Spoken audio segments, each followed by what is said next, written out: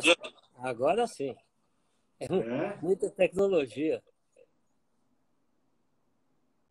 Tá tudo bem? Tá calminho? Eu tô calmo. Eu sou calmo. Você é Sempre. calmo. Ó, já entrou um monte de gente aí. Renato Corques, Francisco Diniz, Carlos Simon, da Argentina, o Varela, do Rio, o Dudu, ó, o nosso Dudu tá de barba. Ó o Carlos aí. Oi, Carlos. Beleza, tem um monte de gente. Que bom. Podemos começar um pouquinho com a historiazinha, né, Sérgio? O Miguel Nacu também. A Linazzi, É que você não presta a menor atenção. Cláudio De Luca. Oi, Cláudio. Ó, o Marcos Leão, nossa. Olha, o Fábio Terracini, Muito bom. o Lúcio. Quantos amigos. Vamos Que lá. bom, acho que a gente vai começar. Tomás, tá calmo, Tomás? Tá tudo calmo? Tomás é o nome de corintiano, Sérgio. É verdade que você não gosta que te chamem de Tomás? Eu não digo, mas é que vira corintiano, né? Tomás, ainda mais com Z no fim, aí fica impossível. Bom, fala alguma coisa, Thomas, pra A gente. Alessandra Soldati riu porque ela é corintiana da Gema. Eu não tenho Olha a Lili, Ô, Luiz Vicente. Fala alguma coisa para quem tá aí esperando a gente. Bom, eu acho que é um momento para nós, Sérgio e eu, bastante importante, um momento histórico. 30 anos de um dia de muita tensão, muita dedicação, muito amor e que, na realidade, nós não sabíamos exatamente o que estava ocorrendo. Tínhamos alguma ideia recente, não desde o começo do preparo disso tudo, mas foram quase 3 horas de operação e uma vesícula muito simples, né, Sérgio? Você lembra disso? Não, não conta, não, calma. Não é para contar. Tá bom, não conta. Você tá.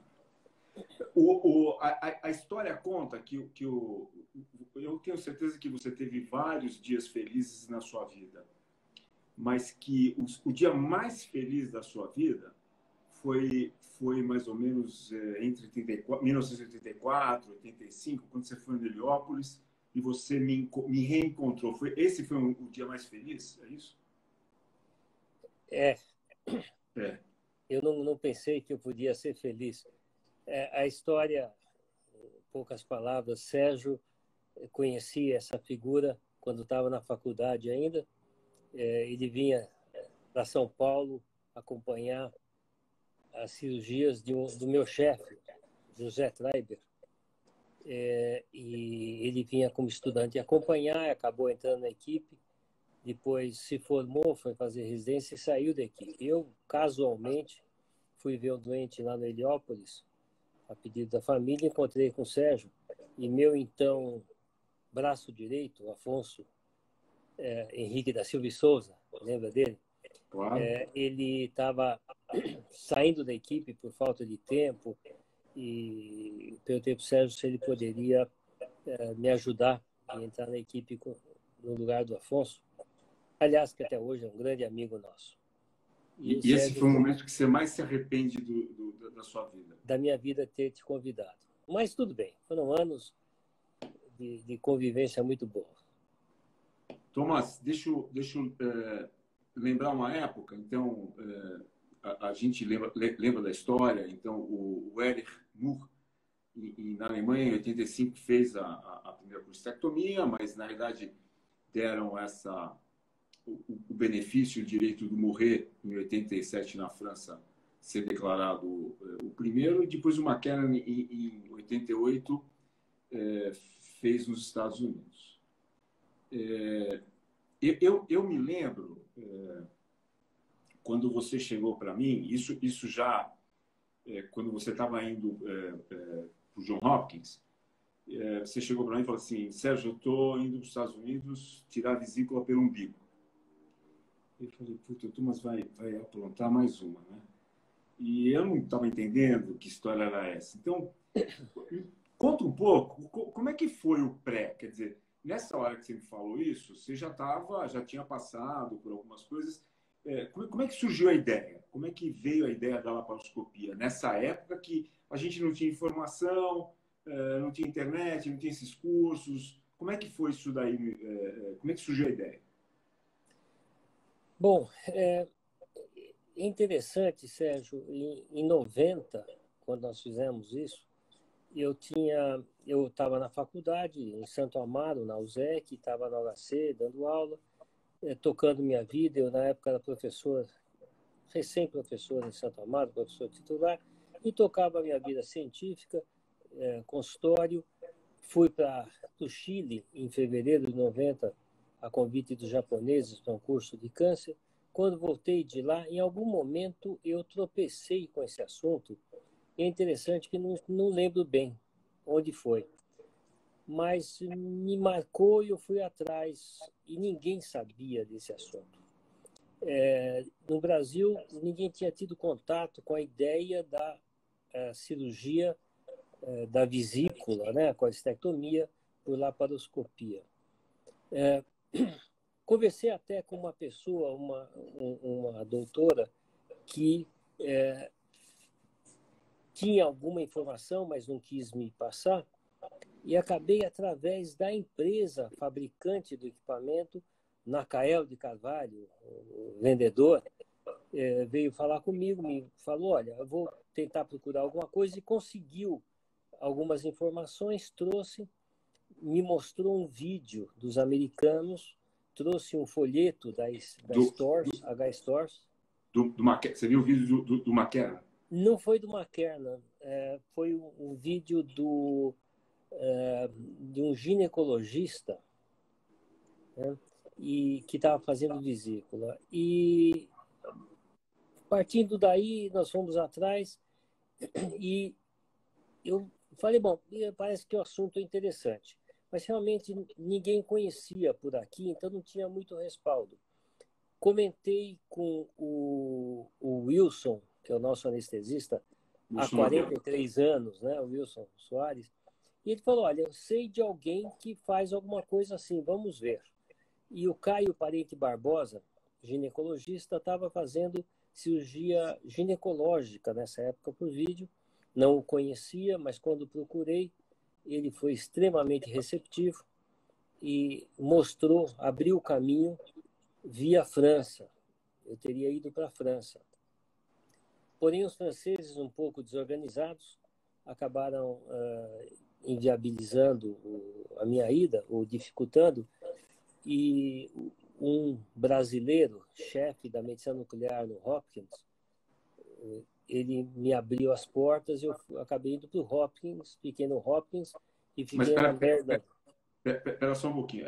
Isso foi quando você me falou que estava indo viajar, mas nesse momento, você entrou em algumas cirurgias na Escópia com Basbal? Sim, eu acompanhei o Caio em algumas operações e foi impressionante, porque eles enxergavam dentro da barriga, ou nós enxergávamos, é um momento diferente, que na cirurgia aberta o cirurgião enxerga bem, o resto mais ou menos. Na laparoscopia, na cirurgia laparoscópica, a imagem vai para a tela. Então todo mundo vê muito bem. Eu assisti a operação deles muito bem. Foi impressionante. Eu saí de lá maravilhado e entendendo que esse era o caminho. Se alguém ainda não tinha feito, foi uma coisa casual, que era o caminho, sim. Aí você fez essa ponte com o John Hopkins e aí você foi para lá e conheceu o Mark Talamini, não foi? Eu conheci o Gadas, Thomas Gadas, que estava lá. O Mark Talamini estava com ele e fiquei com eles e fiquei na Maryland University também. Para você ter ideia, Hopkins tinha 80 e poucos casos operados. A Maryland University, que era a grande líder no assunto, estava já batendo 250 doentes, que é um número assim pífio, se a gente pensa com a cabeça de hoje. Na época era uma coisa impressionante. A pinça de Maryland, que hoje a gente usa, e todo mundo conhece, ninguém opera sem uma pinça de Maryland, eu vi nessa ocasião o desenvolvimento do protótipo da pinça de Maryland. Então foi uma coisa realmente impressionante o que eu vi lá. E você lembra bem, quando eu vou na ida eu falei, se eu tiver um problema de vesícula, me abre bem grande a barriga. Na volta eu falei para você, se eu tiver um problema de vesícula, me põe no avião e me manda para lá. Aí você chegou no John Hopkins. Quem que operava? Era o Gardner ou era o Talamini? Eles todos operavam, mas era muito pouca operação. Então, Quanto tempo você ficou? Eu fiquei uma semana lá em Maryland, digo em Baltimore, um dia na Hopkins e os outros dias na Maryland. E como sempre você vai para os Estados Unidos, você assiste a operação, eles são receptivos, mas ninguém te deixa operar. Então, era uma época diferente, até uma idade diferente, nós éramos mais corajosos ou mais loucos, não sei, e nós viemos operar aqui a primeira... Não, daí você... Daí, não, calma. Você tá... Aí eu me lembro que você me ligou dos Estados Unidos e me falou, Sérgio, prepara tal paciente, você já tinha uma paciente mais ou menos engatilhado, que você ajeitou de lá, prepara que nós vamos operar na terça-feira no Einstein de caso, não foi? Isso, antes de ir, na realidade eu acho que algumas coisas têm que ser lembradas. Quando eu vi esse assunto e fui atrás e consegui algum material através da Stratler, eu fui falar com o presidente do Einstein, o José Fer. José Fer era uma figura amável, inteligentíssimo, tinha uma visão para frente, uma abertura toda especial. E falei para ele, vi esse assunto e gostaria de me aprofundar. E a resposta dele falou, eu também sei desse assunto e se você está interessado, vá em frente. Acho que é legal, me parece bom. As portas estão abertas, o que você precisa? Falei, não sei o que eu preciso, porque estava muito no começo, mas eu vou precisar, obviamente, de pacientes para operar. Na época não existia CEP e CONEP, né? E ele falou, tá bom, então eu te ofereço 3 leitos do hospital, por conta do hospital, e você arruma 3 pacientes que aceitem ser operados naturalmente, sem ônus, nem nosso, nem do hospital. E ainda falou, tá bom, você tem seu material, o que precisar o hospital complementa e vem operar aqui. Daí eu me lembro que eu me lembro do dia da cirurgia. Estávamos você que tinha visto alguns casos com o Caio e também lá nos Estados Unidos, eu que tinha visto assim que você foi viajar, acho que teve um gastrão ou um colégio brasileiro de cirurgiões, e eu acabei vendo uma fita de uma prostatectomia laparoscópica também. O Caio entrou para fazer a câmara, porque era o único que tinha uma noção de espaço, né? E estava com a gente o Dudu, né? O Eduardo Vereb, e a... Como é que chama a nossa instrumentadora chilena? Helena.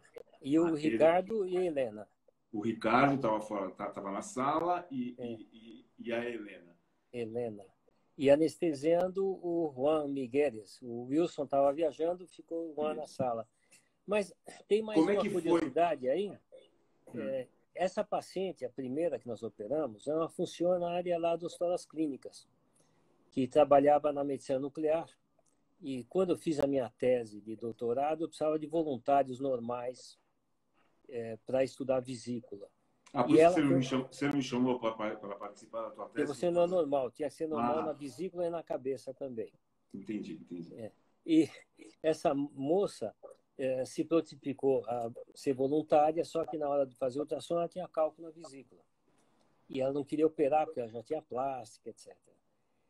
E ela acabou, quando eu soube disso, eu conversei com ela e falei, olha, parece que existe uma chance de operar isso sem corte, fazendo furinhos.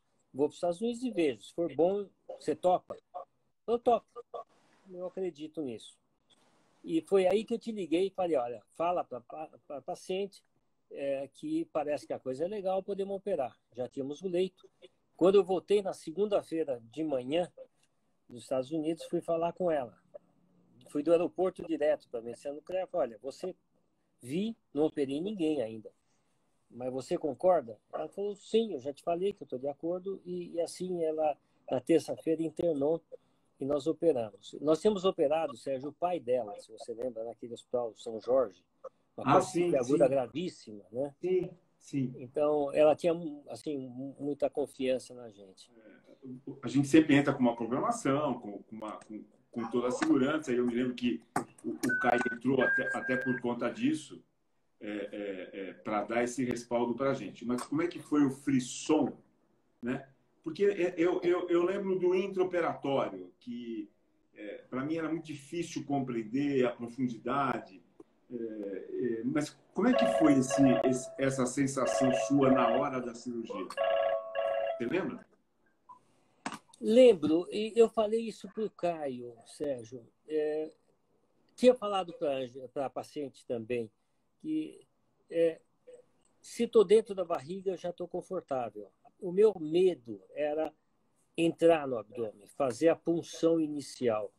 Eu nunca tinha feito uma laparoscopia, tinha visto nos Estados Unidos, e foi o que eu falei para o Caio também. Caio, eu não sei fazer uma punção. Depois que foi feita a punção, nós estamos com imagem abdominal, e eu vi que muitas pessoas que entraram são leigos, não são cirurgiões. Na cirurgia aberta, você vê direto a barriga. Quando é cirurgia laparoscópica, você está vendo no vídeo, mas está vendo tão bem quanto. Hoje, melhor ainda. Eu estou vendo o abdômen e eu não tenho mais medo, porque eu passo o bisturi, abro e resolvo. Mas para entrar na cavidade por laparoscopia, eu tinha receio. E essa foi a razão pela qual eu insisti, pedi, o Caio, extremamente gentil e solícito, entrou conosco. Na hora que está dentro da barriga, o resto é cirurgia como a gente aprendeu. E é uma coisa que eu sempre insisti. A operação feita por laparoscopia tem que ser a mesma que a gente faz aberta, só mudando a via de acesso. Durante o Caio entrou aí também, né? Eu vi. Como sempre, o Caio atrasado, né? Isso faz parte. Mas na cirurgia ele chegou na hora. E então tem que ser a mesma operação. Não devo adaptar a operação, a técnica, ao que nós estamos fazendo, porque é vídeo. Nós temos que fazer por vídeo aquilo que a gente faz aberto. E é o que nós fizemos. Quanto tempo a gente demorou? Eu também não lembro. Quase 3 horas, Sérgio. Essa cirurgia hoje a gente levaria 15 minutos. Bom, fizemos a primeira cirurgia. Aí eu me lembro que você tinha até programado uma entrevista, não sei, não me lembro bem da situação, mas eu me lembro que você, assim que a gente acabou, você tinha isso programado, logo saiu na mídia e você sabe disso, grandes incisões, grandes cirurgiões, né? Como é que foi a receptividade dos teus amigos cirurgiões, você no HC a vida inteira, no Einstein também a vida inteira. Como é que foi assim que saiu no jornal? Lembrando que nessa época nós dois já estávamos no HC, no grupo do Gama Rodrigues, e se operou na terça, quarta-feira a gente operou, acho que foi à tarde, não foi? Não foi de manhã. Foi à tarde, terça-tarde. Foi à tarde. Aí, na quarta-feira, você estava no HC, né? Eu devia estar, mas algumas coisas eu não participei nesse momento. Como é que foi? A entrevista saiu bom, e aí, quando você chegou no HC, como é que foi? Como é que as pessoas falaram? Na realidade, eu estava de férias no HC nessa ocasião. Fui de férias para os Estados Unidos, fizemos de férias, foi mês de julho. E quando eu estava indo para os Estados Unidos, eu atendi uma moça com azia, nada a ver com vesícula, mas com azia, e falei para ela que eu acompanharia, mas na minha ausência, durante os próximos dias, qualquer coisa falasse com você, que eu estaria fora, por que você vai viajar, expliquei, e ela falou, puxa, que coisa interessante. Eu falei, eu acho que sim. E ela falou, meu marido é editor da Veja. Você falaria isso para ele? Eu falei, falo. E ele me ligou, e antes de ir para os Estados Unidos. Eu falei, olha, eu não sei o que eu estou fazendo realmente, ainda não tenho noção. Na volta, com prazer, eu te conto o que é. Mas te peço, deixa eu fazer, deixa eu ver se dá certo. Dando certo, você publica. Senão é uma coisa que nós vamos estar indo contra até interesse geral. E foi isso que aconteceu. Eu tinha um compromisso com ele de passar. E é justamente aquela matéria que nós colocamos aí na rede social, aquela primeira matéria, ainda com símbolo antigo do Einstein, onde está lá a primeira cirurgia que nós fizemos. A Veja fala quinta-feira, na verdade foi uma terça. E aí eu voltei para o HC. Eu queria falar para o Gama, pessoalmente, que nós tínhamos feito antes da matéria sair. E fui ao hospital, encontrei com ele, com a Angelita, e contei para eles que nós tínhamos feito. E eles falaram, que bom, ótimo. E foi uma recepção não muito efusiva. Na época, o não muito efusivo seria extremamente positivo. Claro, eu sei bem disso, mas o chefe do departamento era o Walter Henrique Pinotti. Lá não foi tão frio assim, né? O Pinotti convocou o departamento para me mandar embora. E, na ocasião, no departamento havia assim, dificuldade. Eu era contratado pelo HC, o meu vínculo, ele era o chefe pela faculdade, e o Carneiro, Luiz Carneiro, que levantou e falou, olha, ao invés de mandar ele embora, seria interessante ver o que ele está fazendo, de repente não é tão ruim assim. E com isso eu não fui mandado embora do HC. Nesse momento, né? Nesse momento. E assim, acabei ajudando a montar o serviço de cirurgia laparoscópica, que no ano seguinte, 91, foi criado um grupo de cirurgia laparoscópica lá no HC.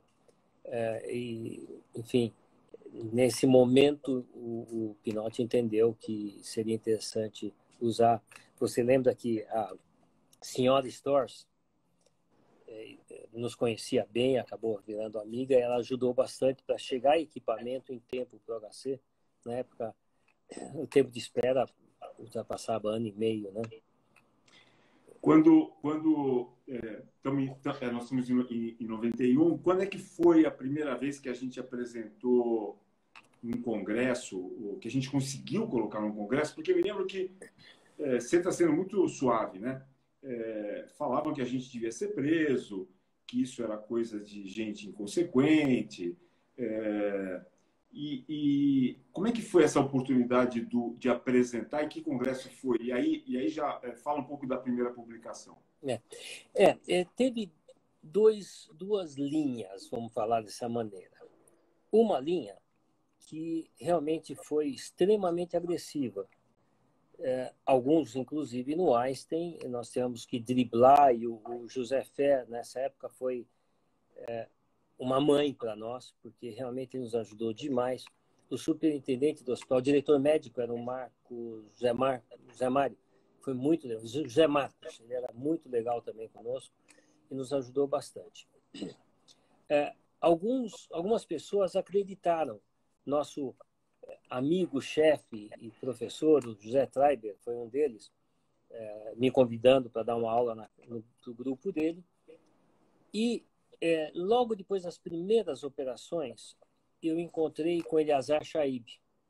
Uhum. Eleazar Shaib, cirurgião, hoje ele trabalha no HC na área de transplantes, e comentei com ele, e ele veio assistir comigo na medicina nuclear um dos primeiros filmes. Ele olhou e falou, puxa, realmente é interessante. E ele estava na comissão científica do Congresso do Colégio Internacional de Cirurgiões, que aconteceu em agosto de 90, lá no INB. O presidente foi o Wilson Polara. Sim. as inscrições já estavam encerradas, mas ele conseguiu colocar um vídeo nosso numa sessão de vídeo. E assim, foi a primeira apresentação que nós fizemos, foi nesse congresso, em agosto de 90, lá no INB. Nesse congresso tinha 3 pessoas que apresentaram. Aí sim o McKernan, o Dvaia, que era o presidente do colégio, e eu. Uma sessão, só nós 3 falamos, só 3 apresentaram. A sessão bastante vazia, e eles apresentando o vídeo, o McKernan, vídeo fantástico, eu um vídeo bastante artesanal e caseiro, mas deu certo. E aí teve um outro palestrante que faltou, e com a falta dele me pediram para fazer uma conferência, e aí na conferência eu tive mais tempo e mais presença. Esse foi o lado bom. O Eleazar Chaib, o Treiber, o Fer, esses que acreditaram. Por outro lado, naturalmente, depois dessa briga, ou não briga, mas enfim, tentativa de nos tirar do HC, eu tive uma denúncia ao Estado de São Paulo por um colega do Einstein, que, assinando como comissão de ética, dizia que era um absurdo isso que você falou. Não falou que eu deveria ser preso, mas que eu deveria ser, com certeza, denunciado.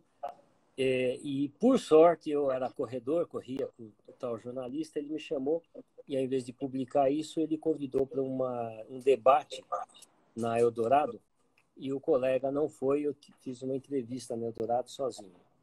Paralelamente, o Shopping News publicou uma matéria longa, na época tinha uma coluna médica, falando muito mal e assim criminalizando o que nós fizemos. Eu respondi com uma outra carta que foi publicada na íntegra. Então, calmou. Mas essa linha contrária foi complicada, Sérgio. Você lembra que nós tínhamos tudo trancado no armário, todo o material, porque o pessoal tentava quebrar, roubar, detonar o que a gente estava fazendo. Uma vez roubaram uma fita nossa com a cirurgia. Foi complicado, não foi fácil o começo, não. Muita gente está perguntando do material. Thomas tinha feito uma importação do material Stores, não chegava, daí ele comprou um outro equipamento e eu acabei ficando com esse que ele tinha encomendado. Mas quando a gente começou, eu lembro, Thomas, que a gente tinha uma câmera Toshibinha, era uma câmera, lembra? Pretinha, pequena, e que ela aquecia. Era Stores. Era Stores? Eu pensei que fosse Toshiba. Então, Era Stores? A câmera que nós começamos usando era uma bola azul da ortopedia. E aí então, a Stratner emprestou essa câmera, que era submergível. Então, aí essa câmera, eu me lembro que a gente operava e aquecia, ela apagava e a gente ficava no escuro, tinha que esperar ela esfriar, e aí a gente começou a colocar gelo em cima da câmera. Você lembra dessa história? E a gente marcava a cirurgia e pedia gelo. E a enfermeira não entendia por que a gente pedia gelo. Foi a segunda câmera que nós usamos. No começo, o material era muito precário. O monitor que a gente usava, numa das vezes, falhou, e eu saí do hospital, fui até a Casa Centro, que existia na época, comprei uma TV e botei na sala. E durante muito tempo nós usamos essa TV, e assim fomos montando esse Frankenstein de equipamento que tinha que trancar no final do dia. Cada cirurgia tinha que montar, a gente montava de manhã, operava. Né? Na época, a Denise e a Helena, que trabalhavam conosco, a Denise montava todo esse equipamento de manhã para a gente poder operar.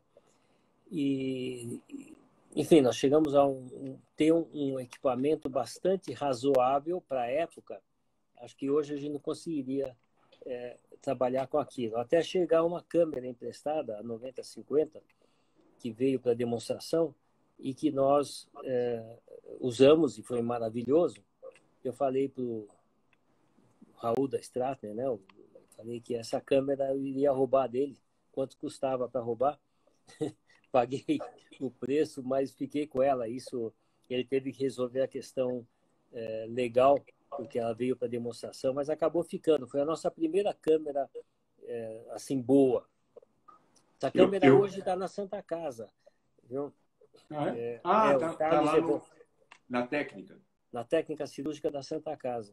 Isso. Deixa eu te falar, deixa eu te fazer uma pergunta.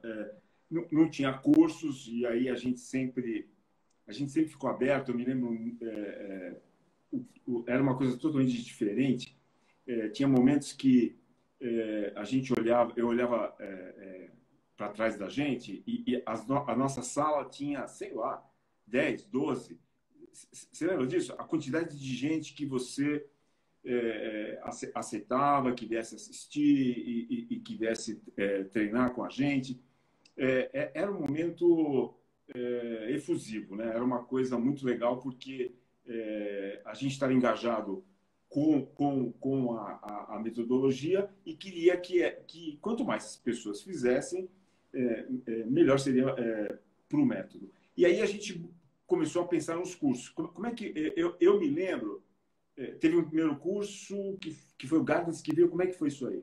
Então, esse curso do Einstein foi um curso sem treinamento em peças. A ideia, e você vê, ainda foi em 1990, em outubro de 90, então foi muito precoce. Na época, novamente, fui falar com o Fer, falei, estou com a ideia de fazer um curso, porque realmente nessa hora nós já sabíamos da importância de tudo isso. Então, precisamos divulgar. Diferente de alguns que escondem a nossa ideia, a sua, a minha, da nossa equipe, Carlos, depois vindo, era divulgar o método, mostrar, ensinar, porque nós entendemos que isso era uma inovação importante. Sem querer assim, jogar confete, mas alguns compararam a laparoscopia em relação à cirurgia aberta ao que foi o advento do antibiótico, da anestesia na cirurgia antiga. Não sei se tem essa magnitude, mas com certeza nós sentimos que mudou todo o mundo cirúrgico com a laparoscopia. Fui falar com o Fer e ele autorizou fazer um curso no Einstein e nós organizamos esse curso. Infelizmente você estava viajando durante o curso, né, Sérgio? Não. Mas fizemos o curso com cirurgia ao vivo, que foi uma coisa assim, bastante inovadora. Nós repetimos cirurgia ao vivo, até o Luiz Cláudio Chaves lembra tão bem disso, ele foi o patrocinador da nossa presença depois, em novembro, lá em Belém do Pará. Mas nessa cirurgia, teve o Gadatz veio operar e, por um problema dele, ele acabou operando na véspera a doente e foi embora. Deu uma aula e foi embora. E à tarde o Caio operou ao vivo. O curso teve um auditório relativamente cheio, mas a maioria descrente ainda, que era muito estranho tudo isso. E a paciente estava tendo alta, nós operamos na véspera, o Gadatz e ela estava indo embora. Eu falei, você aceita ir no auditório? Eu aceito. Então foi no auditório, perante a plateia. Falei, essa paciente foi operada ontem, está indo embora. Alguém quer fazer alguma pergunta para ela? Fizeram algumas perguntas e alguém perguntou, você está com dor? Ela falou, estou com muita dor. E nós gelamos, né? Como que está com muita dor? Falei, olha, sabe o que aconteceu? Pegaram minha veia aqui, estourou a veia, dói muito isso. E foi um riso geral. Ela estava com dor na mão. E foi marcante isso. Eu me lembro do primeiro curso que a gente organizou nos Toras Clínicas, que veio o Talamine, que já foi com animais. E acho que foi a primeira gafe que nós fizemos na nossa vida, porque a gente operou, naquela época a gente operava porquinhos, e entre o treinamento, na hora do almoço, a gente serviu para o Mark feijoada, né? E aí, na hora que a gente viu que era feijoada, a gente meio que não sabia se ia para trás ou para frente. Esses dias eu recebi uma mensagem de uma doutora que fez esse curso e lembrou dessa história da feijoada. Foi realmente marcante. Assim, o primeiro curso foi em 90, no Einstein, mas acho que o curso como formato que a gente depois deu andamento, e o Caio propiciou isso na Faculdade de Medicina do ABC, na técnica, lembra que a gente fazia todos os cursos de formação lá? esse foi um curso muito legal que a gente fez no HC. E o Marcos se disponibilizou a ficar com a gente e treinar as pessoas nos porquinhos, né? Foi uma época muito legal, porque como nós tínhamos já uma formação de ensino, nós queríamos ensinar. Então, nós criamos ambiente. Eu, na época, viajei muito. Pouquinho depois disso, você também viajou muito pelo Brasil afora, operando, ensinando, dando aula. E foi uma coisa muito gostosa. Eu acho que é uma das coisas que eu carrego, um dos tesouros que eu carrego foi esse monte de amigo que eu fiz e você fez, e que nós pudemos ver pelo país. Até criar o serviço de ensino lá no Jaraguá, você lembra disso, né? Isso foi um momento importante. A gente está em 91 e eu me lembro que nós fomos para os Estados Unidos, foi o primeiro congresso internacional. A gente foi no congresso da SAGES em Monterrey, em 1991. Dizem as más línguas que a gente dormiu no mesmo quarto, não na mesma cama, dizem as más línguas. Eu não me lembro direito disso, acho que eram quartos separados, mas eu me lembro, Thomas, que eles estavam preparados para um público X, sei lá, 200 pessoas. E aí, você já tinha feito inscrição, eu fiz inscrição na hora, não podia, daí conseguiram uma vaga para mim. E aí a gente ficou num auditório, a parte que prepararam com um telão, pelo número de pessoas que estavam interessadas e que começaram a querer informações. Você lembra disso? Foi uma coisa totalmente inesperada para eles também. Nós pegamos bem o começo dessa explosão, né, Sérgio? Eu falei em números, quando eu fui para os Estados Unidos em julho de 90, a Maryland University tinha 250 casos, que é nada. Nessa época, ano seguinte, em meio do primeiro semestre, já bombou naquele congresso e realmente não tinha mais lugar. Enfim, foi explosivo. Explosivo o congresso, explosiva a nossa participação e o seu amor pela Indiana, mas isso também é coisa à parte. Deixa eu te perguntar uma coisa. Você praticamente participou das primeiras cirurgias em todos os estados. Eu me lembro que algumas, porque você viajava um monte e era difícil te acompanhar. Eu me lembro da primeira cirurgia que a gente fomos todos juntos, levamos todo o nosso material, Denise estava junto, a gente foi para o Rio. Mas você fez as primeiras cirurgias em todos os hospitais de vários estados. Como é que isso aconteceu? Como é que era a receptividade em cada local? Porque São Paulo, a gente já sabia como lidar, mas nos outros estados era uma coisa nova, né? Em alguns lugares você lembra que você veio junto. Em Natal Sim. Nós estávamos juntos, né? Estávamos juntos. Foi muito variável dependendo de como o pessoal local montou. Mas em alguns lugares foi muito, muito gostoso, porque nós fomos super bem recebidos. A comunidade médica local foi muito positiva. Em alguns lugares houve um pouquinho de dissidência local entre o grupo que nos convidou e outros. Enfim, isso foi bastante variado. Fomos juntos do Rio, é verdade. A nossa equipe, Helena, Denise, você e eu fomos juntos com material. Depois eu fui para Blumenau, aí você não foi. Foi a primeira cirurgia da Santa Catarina também. Nessa ocasião, Denise e eu fomos e você e Helena não foram. Foi uma época que hoje eu evito muito, nego, operar fora de casa. Mas na época eu operava muito fora de casa, levava uma ou outra pinça, na época podia até levar nos aviões, hoje não pode. E com momentos ótimos, momentos muito difíceis, operar fora de casa é sempre muito difícil. Quando o Jaraguá foi montado, isso mudou bastante, porque eu tinha condições de trazer pessoas para cá. Mas nessa época já tínhamos operado em 80% dos estados do país. Foi muito legal.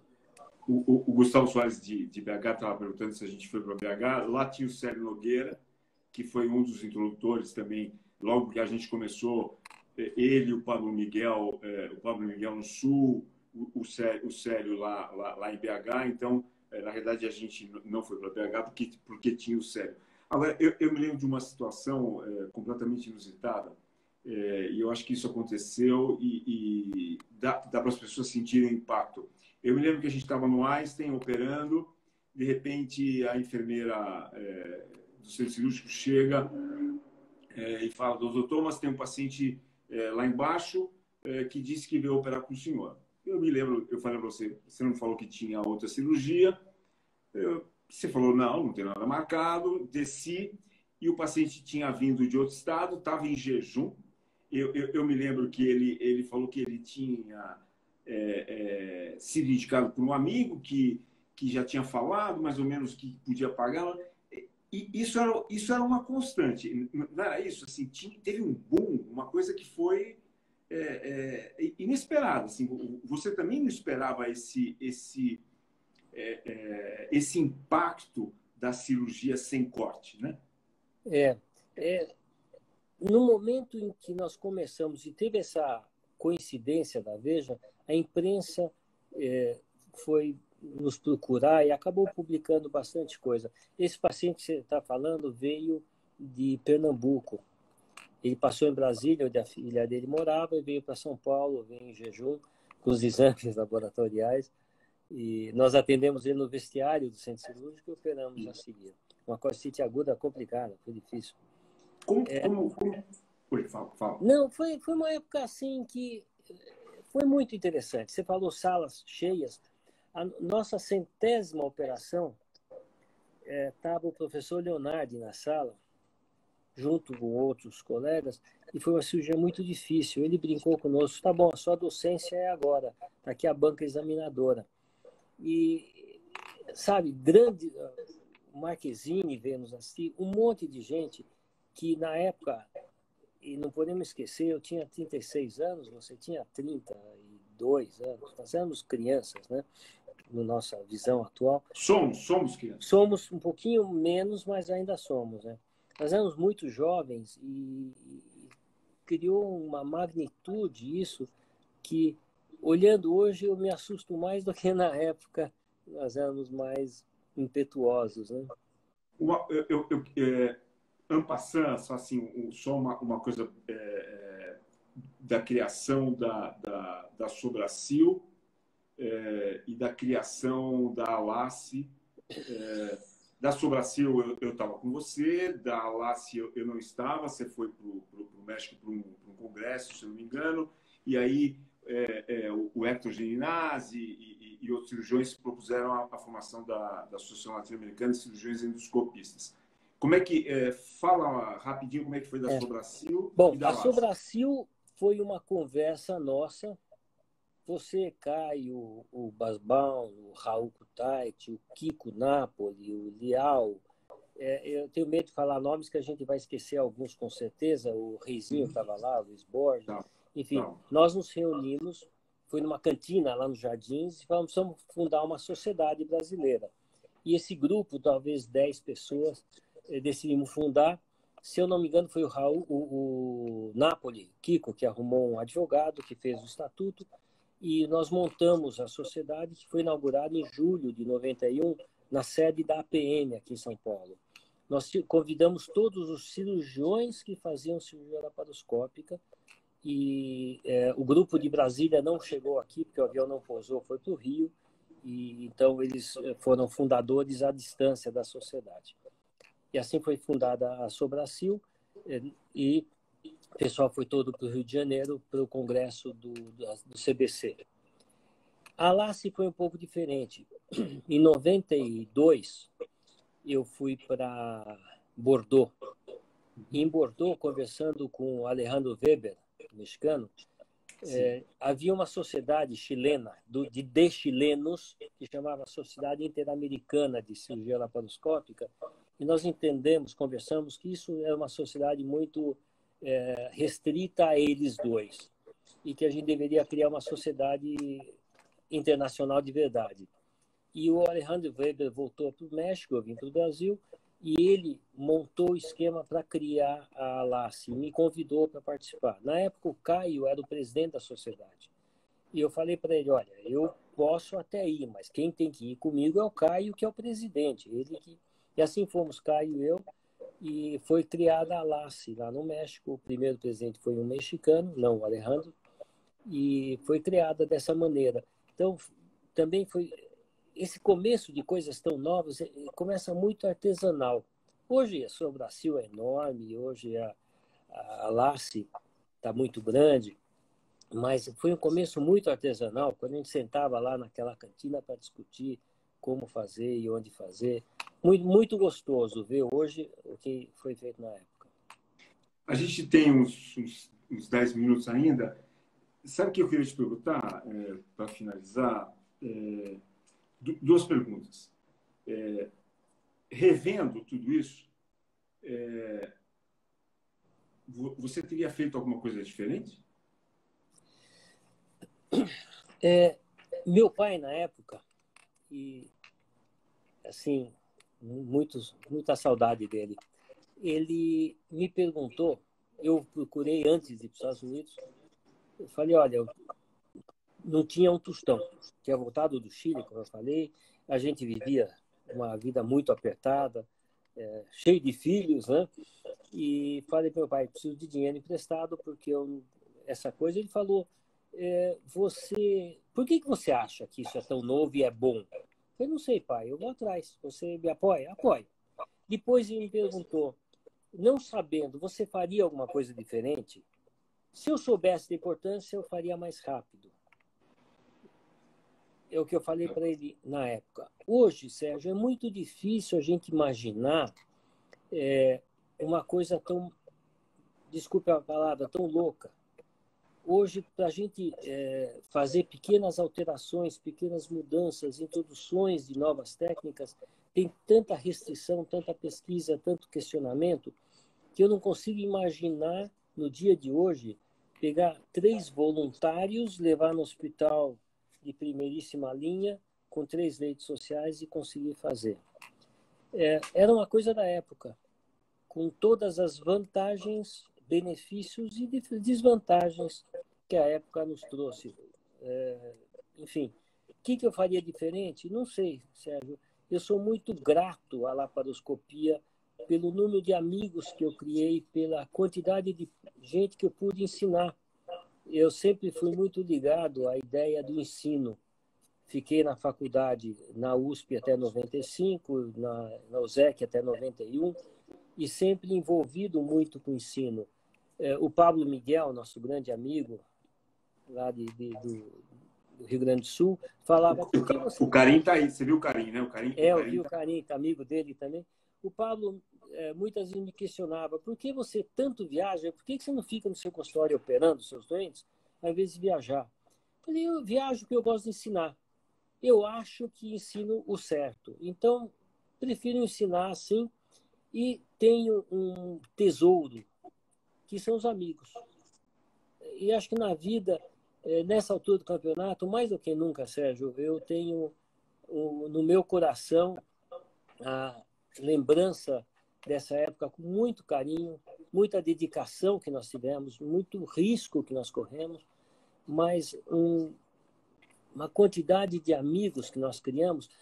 Assim, um detalhezinho, eu fui convidado para uma cidade chamada Antônio Prado, no Rio Grande do Sul, uma cidade de 7 mil habitantes na época. Foi lá no começo. Eles criaram um centro cirúrgico com o meu nome. Uma cidade pequenininha, talvez já tenham até mudado o nome, nem exista mais o hospital, mas mostra que você, em todo canto do país, cria pessoas que um dia vão lembrar, olha, ele me ensinou alguma coisa. Eu acho que é o grande legado que cada um de nós pode levar. Nós operamos, nós tentamos ajudar os pacientes também. Isso é muito gostoso. Mas ensinar medicina é uma dádiva que a gente tem, Sérgio.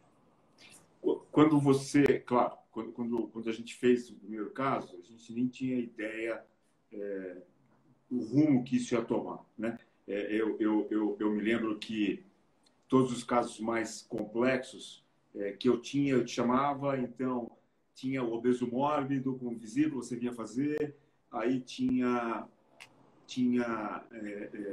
a cirurgia de ato mais complicada, moça perfurada. Isso é interessante. Como é que você lembra daquele momento que eu fui no teu consultório, quando eu tive a minha primeira complicação e eu pedi para falar com você, eu te liguei e você sempre gentil aceitou conversar comigo sozinho. Como é que foi aquele momento para você, quando eu te contei daquele caso? Sérgio, todos nós que operamos temos complicação. Não tem como você operar e uma hora não ter algum acidente, alguma complicação, por acidente ou não. Faz parte do nosso trabalho ter problema. E nós vivíamos essa vida do dia a dia juntos. Não podíamos estar separados no momento feliz nem no momento difícil. E nós tivemos momentos difíceis, não foi um só, não. Cirurgias muito difíceis, cirurgias longas, reoperações, complicações nós tivemos todos. E você poder estar junto, você é muito mais novo que eu, né? Mas não é.